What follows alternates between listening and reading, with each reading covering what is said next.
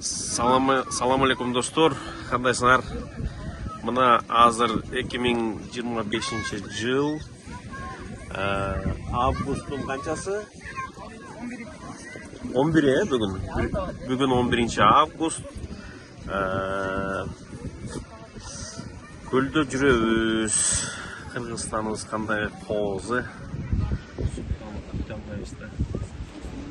Кайсы айыл эле? Чоктау.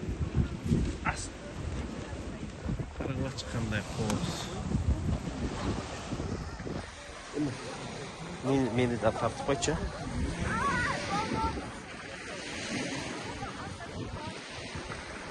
Мына Чоктауда жүрөбүз.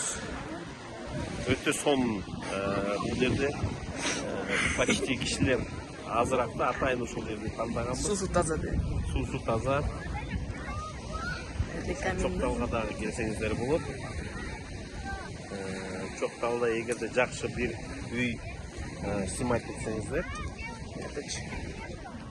3000ден 5000ге чейин целый дом үй, коттедж снимать этсеңиздер болот экен, 3000 сомдон 5000 сомго чейин алушулар ушул Чокталдан үй снимать этип, үй бүлөңүздөр менен бала чака менен келип үй салып кетсеңиздер болот.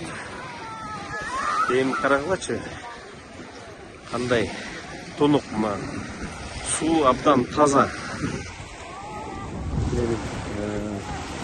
Негизи көлдүн бардык эле жери жагат мага. Бирок Чоктал негедир өзгөчө да, өзгөчө суу топ-тонук достор. Ушул кеңеш берет элем. Чокталга да келип эс алып кетиңиздер. Кыргызстаныбыз ар дайым өркүндөп өсө берсин.